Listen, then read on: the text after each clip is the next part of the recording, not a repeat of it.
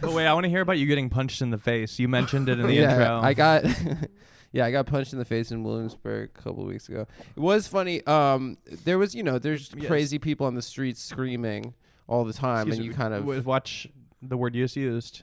Oh yeah, there's crazy. There's there's we're gonna get mentally people who identify as unstable, crazy. whatever. People that I don't know if that guy identified as anything. Whatever. He punched me. I heard the guy screaming, and then like I was walking down into the subway, and then I just felt like I hit my head really hard, and then I turned around, and he was just like looking down at me, and he had like boogers coming down his face, and saliva like dripping down his mouth. He was just like pissed.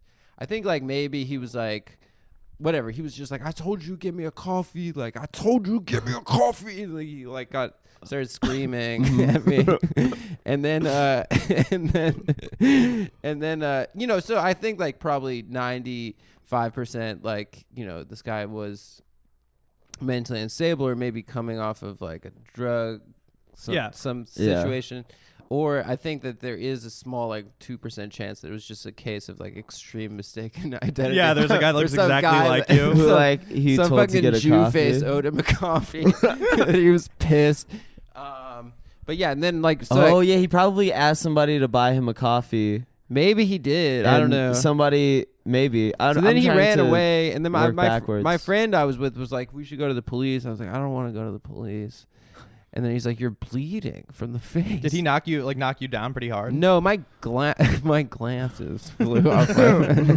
No, I mean it was just weird. Wait, did your glasses fly off? They flew like down the stairs of the subway and like whatever. Yeah. So I was like, well, I guess this guy is an asshole and he's punching people.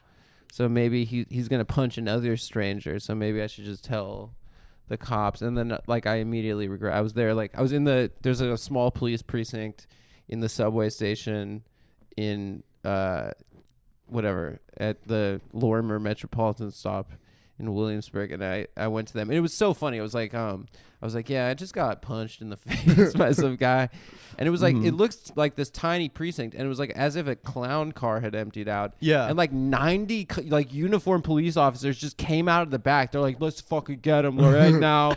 What's ethnicity? Tell me the ethnicity. And I was like, oh God. Man. Yeah, I was like, he had they were like, describe him, please, sir. You have to describe him. I was like, he's African American, and he had a gray fleece. And I was like, God damn it, they're gonna fucking harass anyone with a gray fleece. And like, so we drove around. Those are the people they're gonna harass. I did a ride along with them, trying to find him like in the neighborhood. Oh, this went deep. If you see him.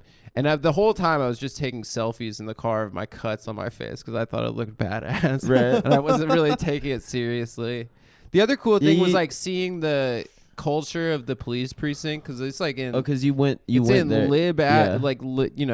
Liberal ass New York City, but like they had fucking Punisher shit, and they had like Blue Lives Matters, like the flag with the blue stripe going through it. And it's like, obviously the NYPD is like known to be awful, but like I still did not expect that. Yeah. And then there was this fucking like gland case, this like giant, this like bald, shaved head, like Guido, who walked in the station. He was like 6'5", like 300 and something pounds.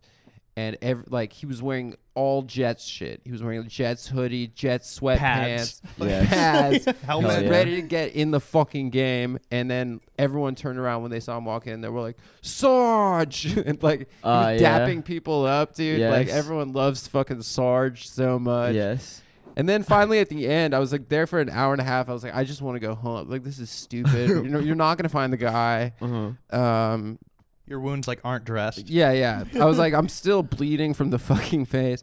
And then these three other cops show up, and they're like, all right, sir, we're going to have to ask you to come with us to tactically ascertain with at the Kings County Detectives Bureau in Coney Island we want you to come, which by the way is like an hour away, like in South Brooklyn. Yeah. They're like, yeah, we want you to come like Coney Island. In Coney Island. Yeah. We want you to come down so we could tactically ascertain with the logical reasoning of the Detectives Bureau for you to come and look at some pictures with us at the detectives. And I was like, I'm not going to Coney Island to look at pictures of black guys. Like I'm just not like random doing that. ones too. Just random dudes. Like, oh, that kind of looks like him. That's probably how people get arrested mostly. Yeah, of like, course. Oh, that could have been the guy. Just like punching the wrong, like just tattletale ass guy who's like, I just want someone arrested. Yeah.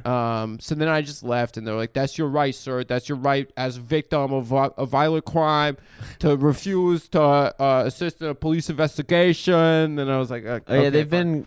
This was fucking Fabrice. Who's the fucking Guido? Bobby Bottle Service. Bobby Bottle Service. It sounded a lot like that. Officer Bottle Bobby Service. Yeah. And then they were like, and then they were harassing me for like 2 weeks. I just got calls. Oh, really? Yeah, from like, this is Did Johnson. They still call you? They wouldn't even say like their rank or anything or their first name. They'd be like, yeah, this is Jenkins over at the Detectives Bureau. Mm-hmm. We want to know if you still want to help us out, find that guy. And then like I finally was like, can you stop calling me? Like, you have like a realistic version of Law and Order with these guys instead. That's how it should be. Yeah. Law and Order makes it seem so like instead of Mariska, it's just like the Jets guy. Yeah. We gotta get this fucking asshole. We need it's fucking Sarge just dapping people up. Like it's probably one of these guys. I'm the most fucking popular guy at my fucking precinct in the subway station.